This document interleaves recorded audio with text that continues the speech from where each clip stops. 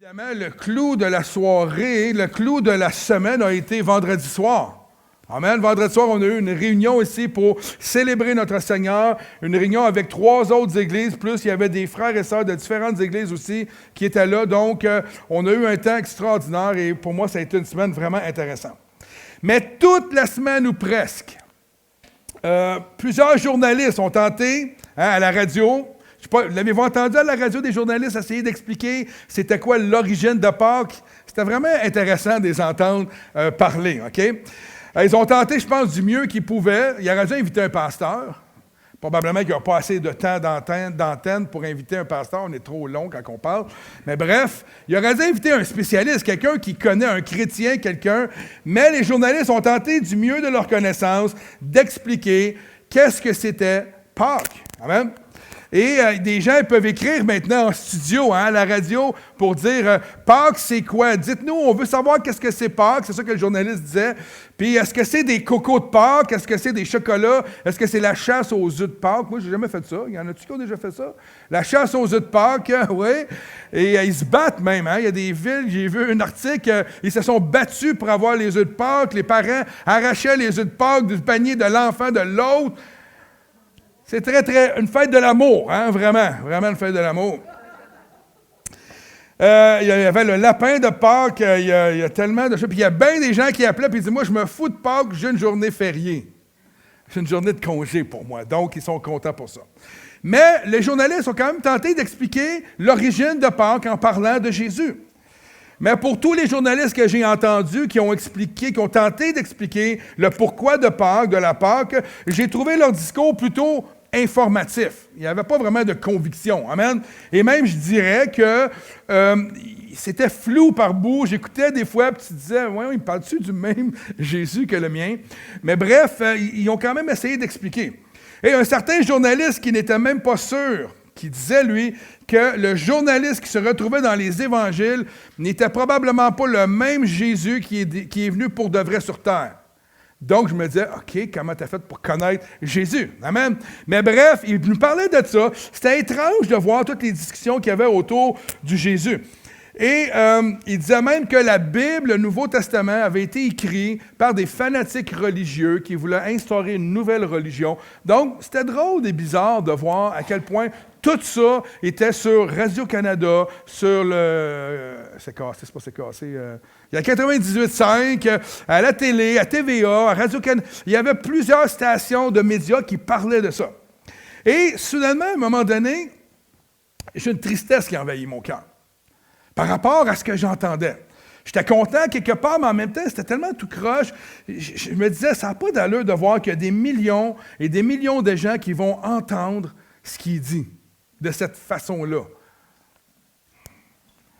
Et entendre des entrevues de ces journalistes-là et les discours sans vie, un peu mensongers. Même, il y avait beaucoup de moqueries, il y avait beaucoup de, par rapport à la crucifixion et tout.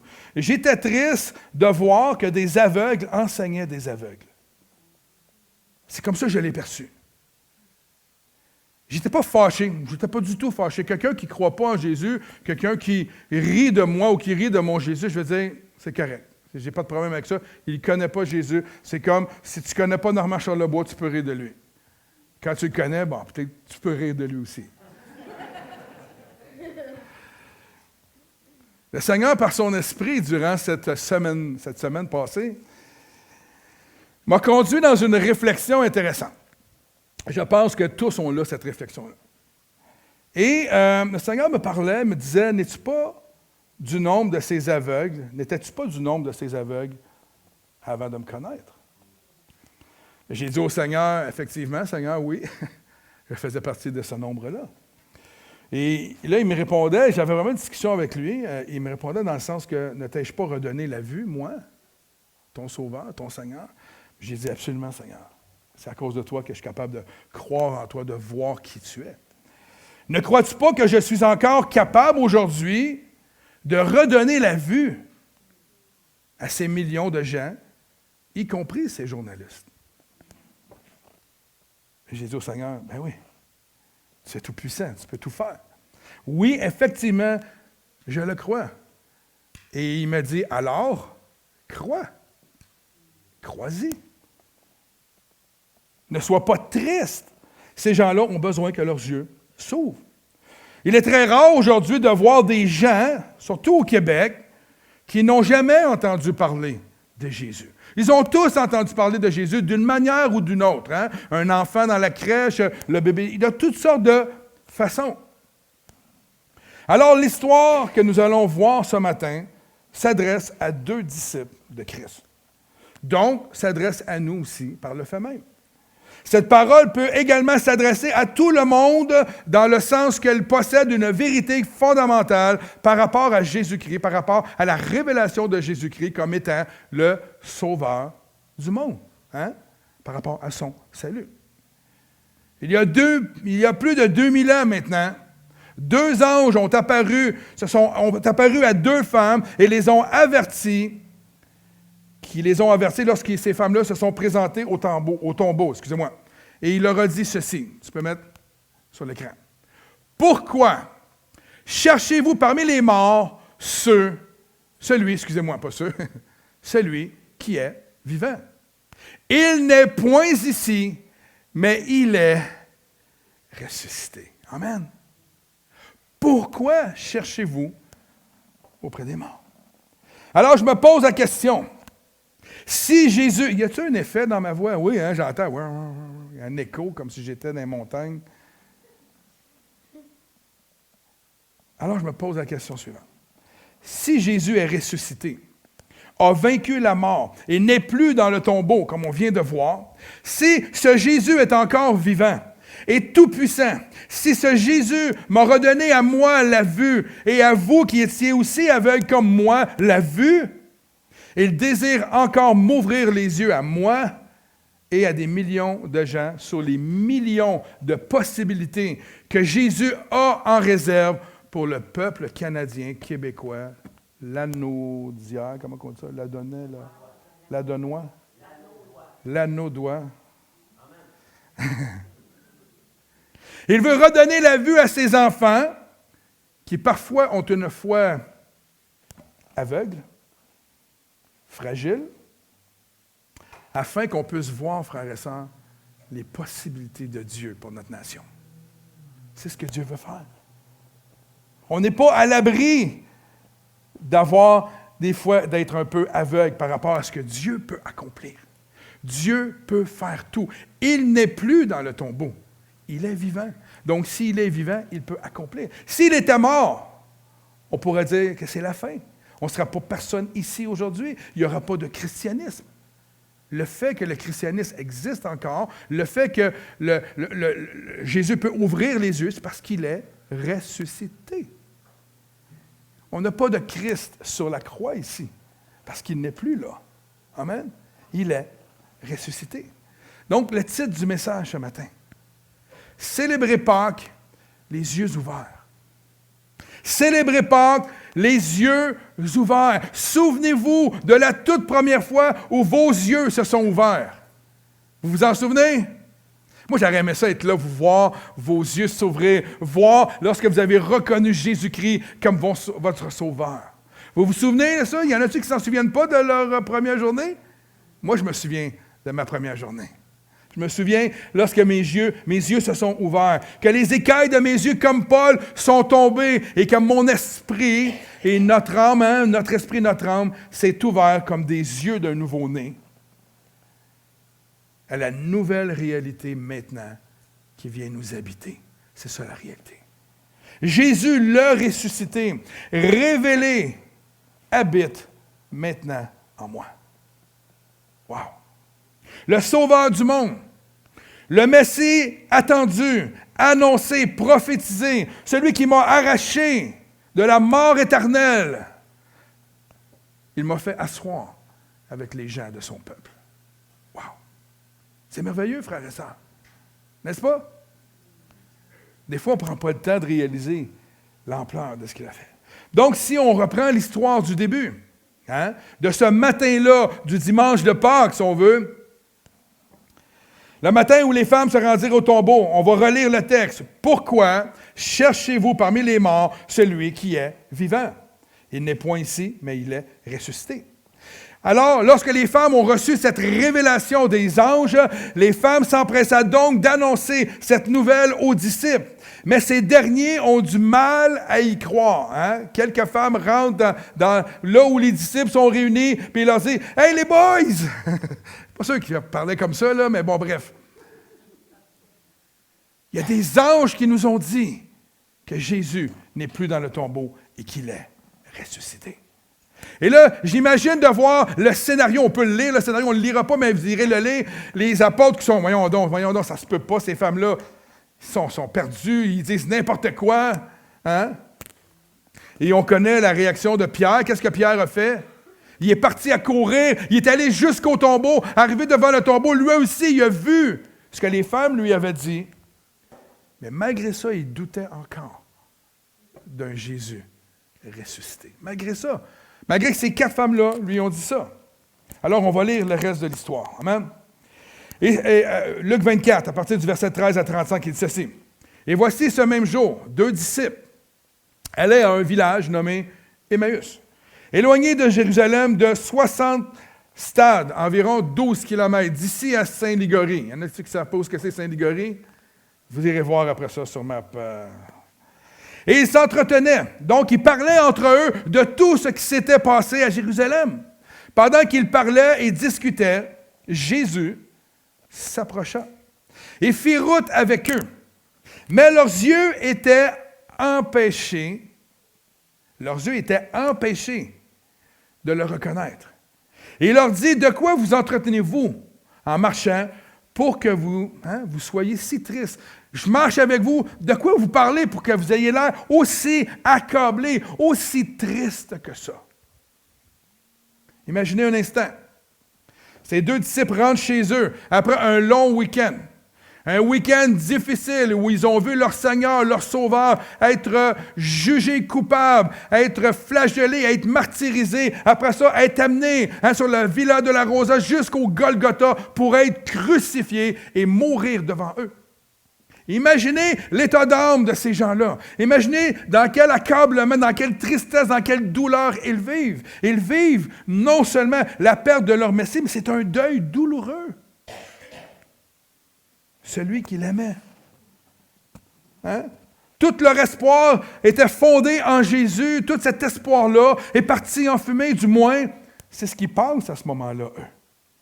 Nous, on est bénis. On se dit, voyons donc, ils sont bien faibles, ces 2 disciples-là. Comment ça, ils n'ont pas vu que Jésus... Non. Eux, ils écrivaient l'histoire. Nous, on la lit, l'histoire. Nous, on est des privilégiés, frères et sœurs. Souvent, on se dit, j'aurais aimé ça marcher avec Jésus. Oui, effectivement, un jour, on va le voir. Mais on peut lire l'histoire et on peut la comprendre beaucoup plus facilement qu'eux. Mais eux, ils vivaient vraiment leur Seigneur, leur Maître, a quitté ce monde dans la souffrance. Celui en qui ils avaient mis tout leur espoir. Alors, qu'est-ce qui est arrivé? Ils ont perdu la foi. En voyant leur espoir mourir à la croix, et lorsque tu perds la foi, tu ne peux plus voir Jésus. Lorsque tu n'as pas la foi, tu ne peux pas comprendre Jésus. Tu ne peux pas saisir qui est Jésus. C'est difficile. Au verset 18, qu'est-ce que ça dit? L'un d'eux, nommé Cléopas, lui répondit, regardez ça, « Es-tu le seul, toi, là, l'inconnu qui s'est joint à nous, séjournant à Jérusalem, parce qu'il revenait de Jérusalem, qui ne sache pas ce qui est arrivé ces jours-ci? » Quoi qu'il leur dit, il leur dit quoi, leur dit-il, et il lui répondit, « Ce qui est arrivé au sujet de Jésus de Nazareth, qui était un prophète puissant en œuvre et en parole devant Dieu et devant tout le peuple. Et comment les principaux sacrificateurs et nos magistrats l'ont livré pour le faire condamner à mort. » Comment ça se fait que tu arrives de Jérusalem, toi comme nous, et tu n'as pas entendu parler de ça? C'était l'événement du week-end. La crucifixion, La moquerie au sujet du Sauveur. Et même à la croix, lorsqu'il était à la croix, qu'est-ce qui s'est produit? Un tremblement de terre. Et lorsqu'on lit dans les manuscrits à l'extérieur de la Bible, vous allez étudier un peu, c'était vraiment un gros tremblement de terre. C'était pas quelque chose de petit. Là. Tout le monde l'a vu, tout le monde l'a entendu, au point où le voile dans le temple, qu'est-ce qui est arrivé? Le voile a déchiré en deux. Et on ne parle pas d'un voile, un petit voile, là. On parle d'un voile très épais, très grand, très haut, qui s'est déchiré en haut, au complet, par le centre. Il est arrivé, donc les gens tout le monde qui venait de Jérusalem ou qui était là, était au courant de ce qui se passait. Amen.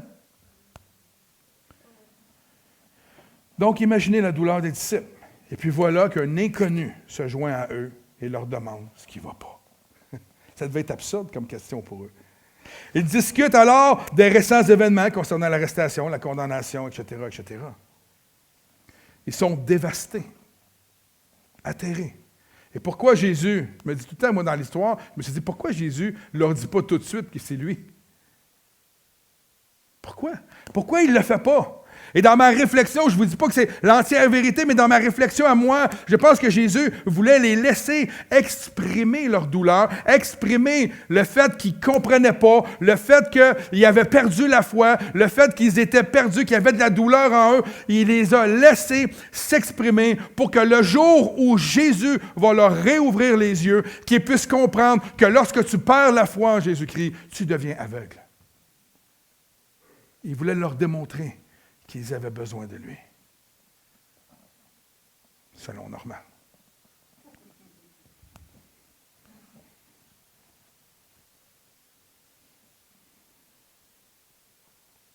Verset 21. Nous espérions, regardez ça, on la voit ici, leur douleur.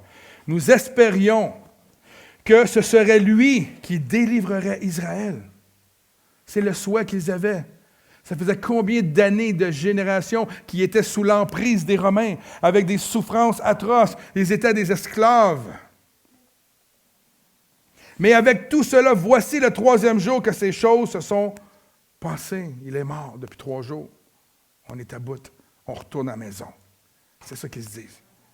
Au verset 22, ah oui, en passant, il dit à l'étranger, c'est vrai qu'il y a quelques femmes d'entre nous ont fort étonnés, s'étant rendues de grand matin au sépulcre, et n'ayant pas trouvé son corps, elles sont venues dire que des anges leur sont apparus et ont annoncé qu'il est vivant. S'il avait cru qu'il est vivant, avec le témoignage de ces femmes-là, il ne serait pas retourné chez eux. Il serait resté. Donc, il n'y croyait plus. C'était fini. C'est quasiment, il n'y a pas de la moquerie. Moi, je le lis comme ça. Ah, ben oui, c'est vrai, il y a des femmes qui ont dit, hein. Même avec le témoignage de ces femmes qui étaient des femmes crédibles, on ne parle pas de n'importe quelle femme. Il y avait qui dans ça? Marie de Magdala? Qui y avait? Il y avait Jeanne, il y avait Marie, mère de Jacques et de Jésus.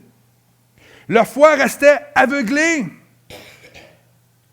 Les prophètes, Jésus lui-même et maintenant ces femmes annoncent que Jésus est ressuscité et eux restent aveuglés. Donc, ce qui les a, quand ça dit un peu plus haut, ça dit qu'ils étaient aveuglés. Comment ça dit? Empêchés de voir.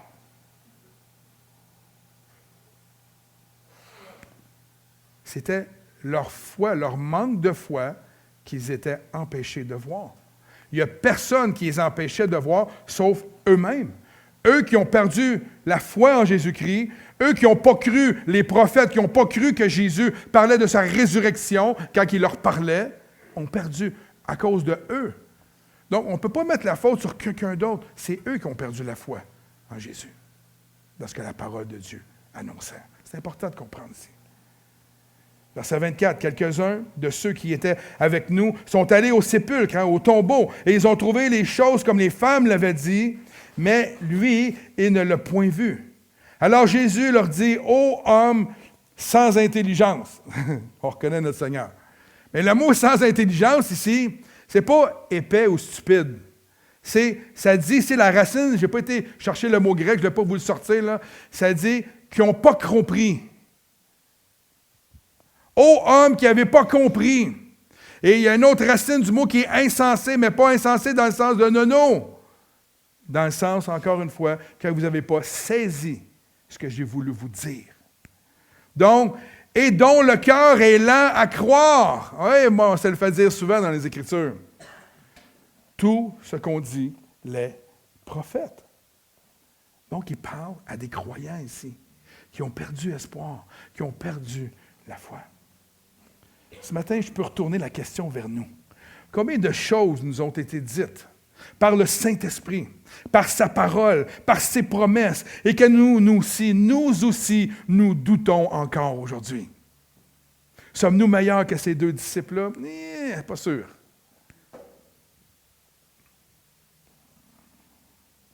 Qu'est-ce que la Bible a déjà dit? Qu'il serait avec nous, qu'il serait avec nous jusqu'à la fin. Et encore des fois, on voit des doutes parmi nous. On se sent abandonné, alors qu'il le dit, je vais être avec vous. Croyons-le. Croyons-le. Qu'est-ce qu'il a dit aussi? Que dans les derniers temps, je répandrai de mon esprit. Croyons-le. Que nous sommes appelés à délivrer les captifs, guérir les malades. Combien de paroles l'Esprit vous a donné, particulièrement à vous, à travers les dons de prophétie, des paroles de connaissance, des promesses de la parole de Dieu qui vous ont été données. Et pourtant, parfois, nous doutons encore, nous craignons encore, nous marchons dans la crainte, nous marchons dans toutes sortes de choses, par manque de foi.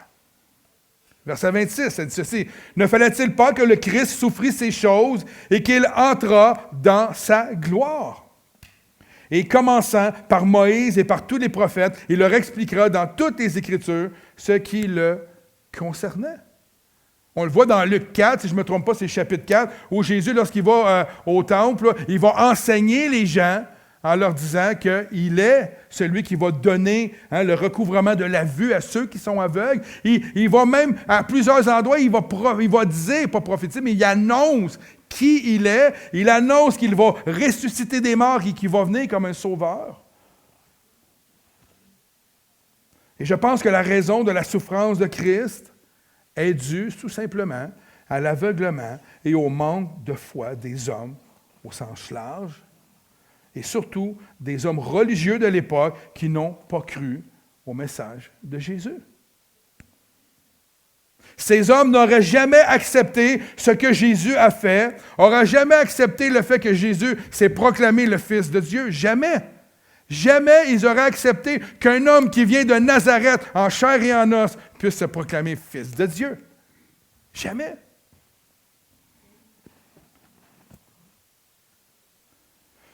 Mais le Père savait très bien que cette réaction-là serait là, à tous ces gens-là. Donc, il devait avoir un plan parfait. Il devait faire un genre d'électrochoc au monde entier. Comment? Par la souffrance et la douleur de la croix. Je me suis toujours posé la question, Seigneur, pourquoi tu as fait souffrir ton Fils pour nous sauver? Mais comment autrement les gens auraient pu réaliser l'ampleur du sacrifice? Que le Fils de Dieu parfait, qui n'a jamais péché, prenne sur lui le péché de l'humanité, la douleur, la souffrance, qu'il la prenne sur lui pour nous.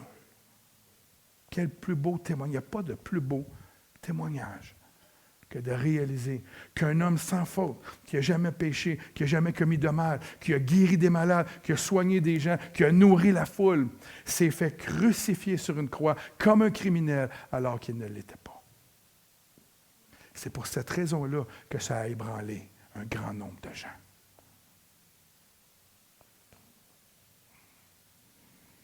Une souffrance comme lui a vécu, ça touche le cœur.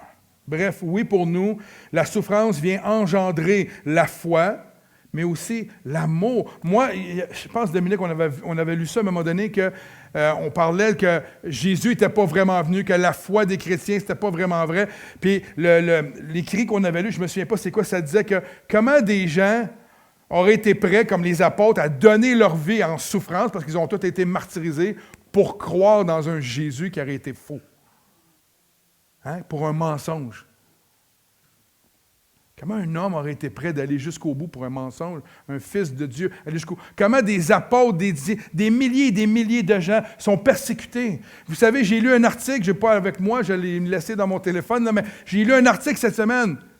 Ceux qui sont les plus persécutés dans le monde en 2022, statistiques, sont encore les chrétiens. Et j'avais des statistiques, je vous les sortirai à un moment donné. Mais c'est des milliers et des milliers de gens qui, pour leur foi en Jésus-Christ, sont prêts à mourir. Si ça ne serait pas vrai, si ça serait un mensonge, pas sûr, moi, que je mourrais pour un mensonge. Pas sûr que je serais prêt à rester debout pour quelque chose qui n'est pas vrai. Mais regardez la suite, comment ça commence à s'éclaircir. Lorsqu'ils furent près du village où ils allaient, il parut vouloir aller plus loin, mais là, on sait que la nuit tombait et tout, mais ils le pressèrent en disant « Reste avec nous ». Il parle à l'inconnu qui est Jésus. « Reste avec nous, car le soir approche, le jour est sur son déclin. » Et il entra pour rester avec eux. Pendant qu'il était à la table avec eux, il prit le pain, et après avoir rendu grâce, il le rompit, et leur donna. Regardez ça, comment c'est beau. Alors leurs yeux s'ouvrirent. Et ils le reconnurent. Mais il disparut devant eux, et ils se dirent l'un à l'autre, « Notre cœur ne brûlait-il pas au-dedans de nous lorsqu'il nous parlait en chemin et nous expliquait les Écritures? » Wow! J'aurais aimé ça être ces deux-là. Là. J'aurais aimé ça vivre ça. C'est merveilleux comme histoire. Il y a deux choses qui me parlent ici. Pendant un repas, je reconnais mon Seigneur. Pendant un repas, pendant un moment d'intimité, un moment d'amitié, un moment où on échange, parce qu'autour d'une table, autour d'une bouffe, c'est toujours plus... c'est précieux. C'est comme un moment particulier. Il prit le pain et le présente, qui représente son corps, en fait, c'est ça la signification ici. Il le brisa, comme son corps a été brisé, comme il l'a fait à la croix, et il a rendu grâce. Encore une fois, on voit ici un Jésus, malgré qu'il était dans son corps glorifié, reconnaître le Père comme étant son autorité. C'est intéressant. Il est encore sur terre, il prend le temps de rendre grâce à Dieu. Il vient de vivre une multitude de souffrances, mais il vient de gagner la bataille. Et il rend grâce à Dieu pour son corps qui a été brisé, comme il l'a fait à la croix. Encore une fois reconnaissant envers le Père. Et là, ça nous dit, les yeux s'ouvrirent, la vue est revenue, comme son corps brisé à la croix, comme le pain de vie, c'est notre pain de vie, l'œuvre de la croix, frères et sœurs, ouvre les yeux du cœur des hommes à cette époque et encore aujourd'hui.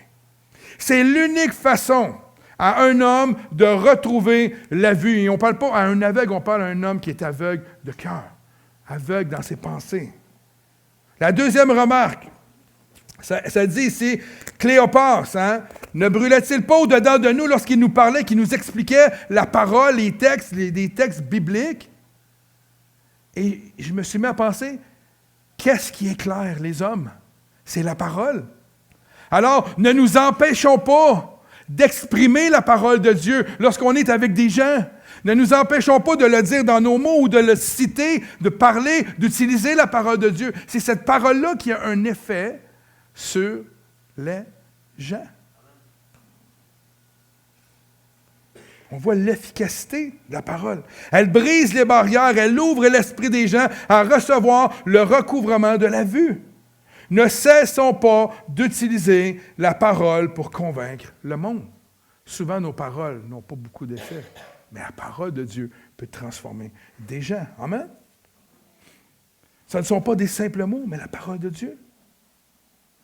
Flavel, qui est un écrivain, un historien, etc., dit ceci, j'ai trouvé ça intéressant, qu'il ne peut pas avoir de conviction de péché sans illumination. Sans une vue de ce péché dans la lumière de la réalité spirituelle qui est la parole de Dieu. C'est elle qui convainc. On le voit avec Jocelyn dans les enseignements. C'est elle qui enseigne, c'est elle qui convainc, c'est elle qui corrige, c'est elle qui nous amène à découvrir l'ensemble de qui est Jésus-Christ. Le Saint-Esprit coordonne l'action, les rencontres merveilleuses, éveille l'âme et l'esprit d'un homme, mais la parole de Dieu vient convaincre de péché et conduit la révélation du Messie. C'est ce qu'elle fait, la parole de Dieu. Elle convainc les hommes qu'ils ont besoin d'un sauveur. Au verset 33, ça dit « Se levant à l'heure même », au moment même où leurs yeux se sont ouverts, où ils réalisent toutes ces choses-là, au moment où Jésus disparaît de devant eux, à l'heure même, ils se lèvent. Je suis rendu où, là? Se levant à l'heure même, ils retournèrent à Jérusalem et ils trouvèrent les 11 disciples et ceux qui étaient avec eux assemblés. Et disant, le Seigneur est réellement ressuscité. Et il est apparu à Simon, il est apparu aussi aux femmes, il est apparu à nos 2 disciples, et ils racontèrent ce qui leur était arrivé en chemin et comment ils l'avaient reconnu au moment où ils rompaient le pain avec eux. Wow! Luc dira dans le chapitre 4 qu'il était venu pour redonner la vue à ceux qui sont aveugles. Donc, au fil du texte, nous pouvons prendre conscience que Jésus ne guérissait pas seulement les aveugles sur le plan physique, parce qu'il l'a fait, mais également et surtout sur le plan spirituel. Jésus est venu pour redonner la vie à ceux qui sont aveugles de cœur, d'esprit, dans leur intelligence. Je demande aux musiciens de revenir. Avec l'épisode des disciples d'Emmaüs, le thème de la vision, plus précisément encore celui du retour à la vue, atteint son point culminant. Tout le passage raconte comment 2 disciples ont retrouvé la vue. Le verset 16 en résumé. Mais leurs yeux étaient incapables de reconnaître. Puis ça dit un peu plus loin, verset 31. Alors leurs yeux s'ouvrirent et ils reconnurent. Christ révèle Christ. Amen. C'est lui. C'est lui qui révèle. Ses simples frères et sœurs, c'est simple, là. Il y a une seule et unique façon de retrouver la vue. Et c'est par la résurrection de Jésus-Christ que Dieu a ouvert les yeux des disciples d'Emmaüs. Et c'est par cette même résurrection que Dieu veut ouvrir nos yeux sur, peut-être de différentes manières, mais sur des choses que nous vivons chacun de notre côté. J'aurais pu vous prêcher un message de Pâques très traditionnel, mais le Saint-Esprit mettait en moi de dire que nous pouvons nous aussi être aveugles, comme ces 2 disciples. N'oubliez pas, ils sont appelés disciples de Jésus. Que tu connaisses Jésus simplement comme un personnage historique, ou que tu ne connaisses pas du tout Jésus, que tu connaisses Jésus comme ton sauveur, mais que le quotidien de la vie t'a rendu aveugle avec les années, les soucis, les problèmes.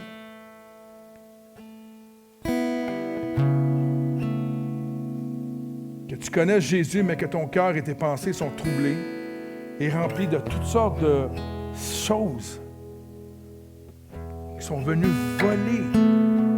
voler littéralement les promesses, la bénédiction de Dieu. Toi qui connais Jésus, mais qui es aveugle, comme les disciples d'Emmaüs, ça peut arriver. Moi, ça m'est déjà arrivé de ne pas percevoir des choses que Dieu voulait pour moi, parce que j'ai laissé entrer dans ma vie autre chose. J'ai enlevé mes yeux de sur Christ. J'ai déposé mes yeux sur des circonstances, des situations. J'ai perdu mon lien avec lui, qui m'a fait douter, qui m'a amené loin.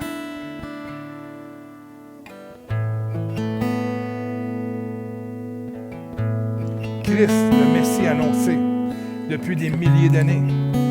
Celui qui est mort pour toi à la croix afin que tu aies la vie.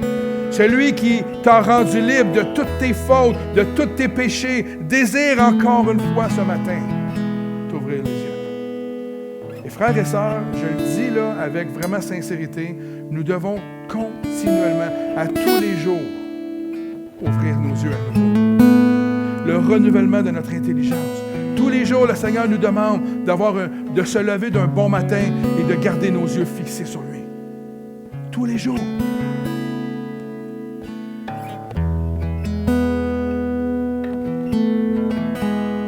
le chemin, la vérité et la vie. Rien d'autre.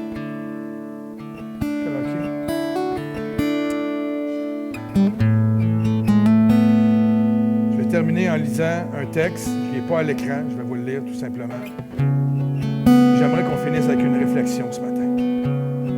Au verset 34, ça dit « Le Seigneur est réellement ressuscité. Il est apparu à Simon, il raconta ce qui leur était arrivé en chemin, et comment ils avaient reconnu au moment où il rompit le pain, tandis qu'il parlait de la sorte, lui-même se présenta au milieu. » Alors que Simon Cléopas racontait cette histoire-là, ça nous dit ici, lui-même, Jésus, se présenta au milieu d'eux. Et il leur dit que la paix soit avec vous. Saisis de frayeur et d'épouvante, ils croyaient voir un esprit, un peu comme dans la barque. Mais il leur dit, pourquoi êtes-vous troublés? Pourquoi pareille pensée s'élève dans vos cœurs? J'ai marché avec vous, vous ne me reconnaissez pas? Voyez mes mains, voyez mes pieds, c'est bien moi, touchez-moi et voyez. Un esprit n'a ni chair, ni os, comme vous voyez que j'ai. Et en disant cela, il leur montra ses mains et ses pieds. Comme dans leur joie, ils ne croyaient point encore. Incroyable! Ils ne croyaient pas encore. Ils pouvaient toucher. Ils pouvaient voir. Ils étaient dans la même pièce qu'eux, mais ils ne croyaient pas encore et qu'ils étaient dans l'étonnement. Et il leur dit, « Avez-vous ici quelque chose à manger? » Ils lui présentèrent du poisson rôti, un rayon de miel. Il en prit, il en mangea devant eux. Puis il leur dit, « C'est là que je vous disais lorsque j'étais encore avec vous, qu'il fallait que s'accomplisse tout ce qui est écrit de moi dans la loi de Moïse, dans les prophètes et dans les psaumes. » Alors, regardez ça ici, il leur ouvrit l'esprit afin qu'ils comprennent les Écritures. C'est lui qui est clair. Il leur dit ainsi, il est écrit que Christ souffrirait et qu'il ressusciterait des morts le 3e jour. Et que la repentance et le pardon des péchés seraient prêchés en son nom et toutes les nations, à commencer par Jérusalem. Ici, j'aime ce qu'il dit, parce qu'il dit au verset 48, « Vous êtes témoins de ces choses. » Malgré le fait qu'ils venaient de douter, malgré le fait qu'ils ne croyaient pas, il leur dit, « Hey, vous là maintenant, vous êtes les témoins de ce que vous allez le voir. Vous êtes témoins maintenant parce que vous comprenez ce que l'Écriture dit, parce que j'ai ouvert votre esprit. Et voici, j'enverrai sur vous ce que mon Père a promis. Mais vous, restez dans la ville jusqu'à ce que vous soyez revêtus de la puissance. Donc, frères et sœurs, nous avons encore aujourd'hui le mandat de célébrer Pâques les yeux ouverts et de démontrer au monde entier que Jésus est vivant. Amen. Il est encore vivant. Il veut encore toucher des cœurs. Il veut encore travailler la vue des gens. Il veut, c'est son désir le plus profond. L'histoire n'est pas encore terminée. La course n'est pas terminée. Malgré le fait que des fois nous doutons, le Seigneur nous appelle toujours témoins de ces choses. Partageons-les. Partageons.